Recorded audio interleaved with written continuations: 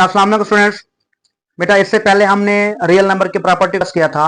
आज हमने 1.2 को डिस्कस करना है। क्लास 8 मैथमेटिक्स को हम डिस्कस कर रहे हैं और एक्सरसाइज 1.2 को डिस्कस करना है। इससे पहले हमने इसकी टोटल प्रॉपर्टी को डिस्कस किया था जो आज यहाँ पे यूज होनी है। अगर आप लोगों को वो नहीं आती या आप लोगों का मसला है तो पहले वो याद करें, वो देखें। तो इसमें जस्ट प्रॉपर्टी यूज होनी है। ये एमसीक्यूज के लिए बहुत इंपॉर्टेंट बन सकता है। देखें आपने क्या करना है, क्वेश्चन नंबर 1 में आइडेंटिफाई करना है। ठीक है, क्वेश्चन नंबर 1 में आइडेंटिफाई करना है, पहचान करनी है विच प्रॉपर्टी, कौन सी प्रॉपर्टी यूज हो रही है of the real number. Real number में ये प्रॉपर्टी आप लोगों को आएंगे रियल नंबर के, तब जाके आप लोगों को पहचान होगी, वरना नहीं होगी।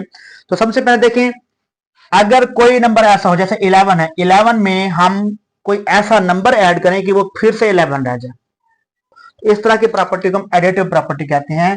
मतलब जीरो ऐड हो रहा है। अब जीरो क्या है? आइडेंटिटी है, एडिटिव आइडेंटिटी है। जीरो वो नंबर है जो किसी भी नंबर में प्लस माइनस करने से कोई चेंज नहीं लाता। तो इस वजह से जीरो ऐड करने से कोई चेंज नहीं आ रही, तो इसमें ऐड हो रहा है जीरो, तो इस वजह से इसको क्या कहते हैं? एडिटिव आइडेंटिटी कहते हैं।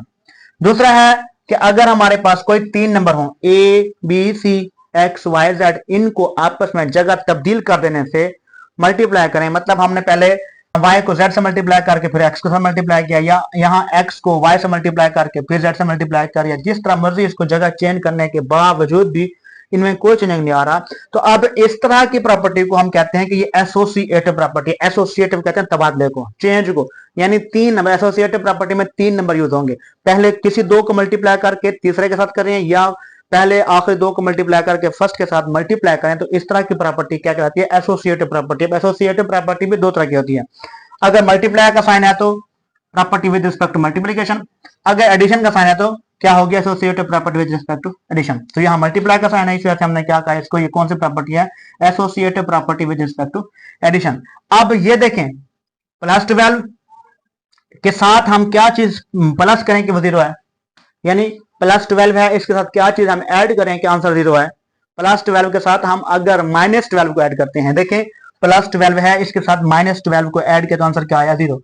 कोई भी ऐसा नंबर जिसका उसके साथ प्लस करने से आंसर 0 है तो वो इनवर्स होता है। ठीक है, इनवर्स होता है। अब प्लस करने से आंसर 0 आएगा तो एडिटिव इनवर्स। तो यहां देखें 12 के साथ हम माइनस 12 को ऐड कर रहे हैं, तो प्लस 12 का एडिटिव इनवर्स क्या है? माइनस 12 है। ये दोनों प्लस हो के आंसर क्या आता है? 0 आता है। तो इस तरह की प्रॉपर्टी जो भी होगी वो कौन सी प्रॉपर्टी कहलाएगी?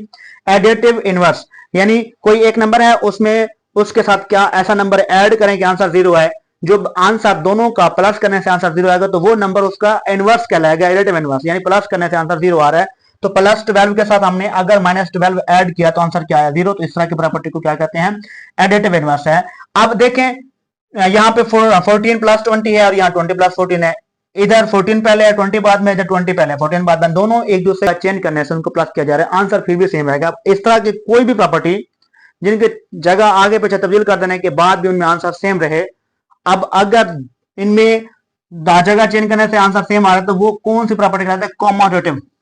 कॉमोटेटिव प्रॉपर्टी है।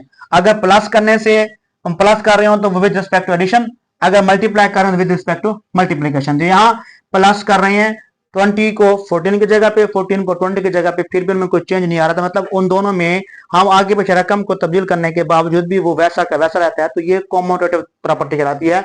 अब कॉमोटेटिव प्रॉपर्टी में 2 नंबर होंगे, ये बात याद रखनी है। अगर वो प्लस होने के बाद आपको आंसर सेम दे तो वो विद रिस्पेक्ट टू एडिशन, अगर वो मल्टीप्लाई होने के बाद आंसर सेम देंगे तो विद रिस्पेक्ट टू मल्टीप्लीकेशन। तो यहाँ पे कौन सी प्रॉपर्टी यूज हो रही है? Commutative property with respect to addition.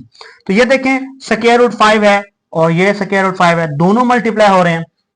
कोई भी 2 रियल नंबर जब उनको मल्टीप्लाई करें या प्लस करें तो उनका आंसर अगर रियल नंबर रहता है तो वो क्लोजर प्रॉपर्टी कहलाती है। यानी कोई 2 ऐसे नंबर जिनको हम प्लस करें या मल्टीप्लाई करें और उनका आंसर अगर वो रियल है तो रियल रहे, तो उस तरह का जो नंबर है वो क्लोजर प्रॉपर्टी कहलाती है। अब वो ऐड हो रहे होंगे तो closure property with respect to addition, अगर मल्टीप्लाई हो रहे होंगे तो closure property with respect to multiplication. यहाँ देखें स्क्वायर रूट 5 के साथ मल्टीप्लाई हो रहा है स्क्वायर रूट 5 और बिलोंग्स करता है वो रियल नंबर से। इस तरह की प्रॉपर्टी कौन सी प्रॉपर्टी कहलाती है? क्लोजर प्रॉपर्टी कहलाती है। अब यहाँ मल्टीप्लाई हो रहे हैं तो विद रिस्पेक्ट टू मल्टीप्लीकेशन, अगर यहाँ ऐड हो रहे हो तो विद रिस्पेक्ट टू एडिशन। अब देखें 2 है, इसके साथ क्या ऐसा नंबर मल्टीप्लाई करें कि इसका आंसर 1 आ जाए, यानी 2 के साथ क्या चीज मल्टीप्लाई हो कि आंसर 1 दे? 2 के साथ मल्टीप्लाई होगा 1/2, यानी अगर 2 के साथ मल्टीप्लाई करते हैं 1/2 तो आंसर क्या आता है 1। जब भी कोई ऐसा नंबर जो उसका ऑपोजिट हो, यानी उसका आंसर मल्टीप्लाई करने से 1 है, तो इस तरह की प्रॉपर्टी कौन सी प्रॉपर्टी कहलाती है, मल्टीप्लिकेटिव इनवर्स है, एक दूसरे का उलट है। यानी अगर हम यहाँ पे प्लस करके आंसर लिया था तो एडिटिव इनवर्स, यहाँ मल्टीप्लाई करके आंसर ले रहे हैं तो वो मल्टीप्लिकेटिव इनवर्स। प्लस करने से आंसर 0 आता है और मल्टीप्लाई करने से आंसर क्या आता है 1 आता है। यानी एडिटिव इनवर्स में आंसर 0 आता है और मल्टीप्लिकेटिव इनवर्स में आंसर क्या आता है 1 होता है। तो यहाँ पे 2 मल्टीप्लाई 1/2 है इज इक्वल टू 1 है। तो ये कौन सी प्रॉपर्टी यूज हुई है, मल्टीप्लिकेटिव इनवर्स है। अब कोई भी ऐसा नंबर, यहाँ पे हमने 0 का ऐड किया था तो चेंज कोई नहीं आया था, अब 0 ऐड हुआ था तो एडिटिव आइडेंटिटी कहलाई थी। अब कोई ऐसा नंबर है जो किसी नंबर से मल्टीप्लाई हो और चेंज ना आए, यानी ए के साथ क्या नंबर मल्टीप्लाई करें कि वो ए ही रहे, 5 के साथ क्या मल्टीप्लाई करें कि वो 5 रहे, 3 के साथ क्या मल्टीप्लाई करें कि वो 3 रहे, तो वो कौन सा ऐसा नंबर होगा, वो नंबर है 1। यानी कोई भी नंबर है उसके साथ अगर 1 को मल्टीप्लाई करते हैं तो उसमें कोई चेंज नहीं आता। तो इस तरह के आइडेंटिटी को हम क्या कहते हैं, ये मल्टीप्लिकेटिव आइडेंटिटी है। आइडेंटिटी खासियत है, पहचान है। यानी 2 के साथ अगर हम मल्टीप्लाई करते हैं 1 को तो फिर भी वो 2 रहता है, 3 के साथ मल्टीप्लाई करते हैं 1 को तो फिर भी वो 3 रहता है। अब 1 वो वाहिद नंबर है जो किसी से भी मल्टीप्लाई होगा तो उसमें कोई चेंज नहीं आएगा। तो 1 क्या है, वो आइडेंटिटी है। 1 आइडेंटिटी है किसकी, मल्टीप्लिकेटिव आइडेंटिटी है। मल्टीप्लाई होने के बाद भी आंसर सेम रहता है। तो यानी 2 मल्टीप्लाई 1 तो वो आंसर 2 आता है। तो इस तरह के बेटा हमारे पास ये क्वेश्चन नंबर 1 है। क्वेश्चन नंबर 1 के डिफरेंट तरह के 15 पार्ट्स थे जिसको हमने अभी 7 पार्ट को डिस्कस किया है। इन 7 पार्ट्स में से अगर किसी बच्चे को किस तरह से मसला है तो मुझसे डिस्कस करें आ जाएगा, तो ये आप लोग नोट करें, इसके आप लोग असाइनमेंट बनाएं और मुझे व्हाट्सअप करें।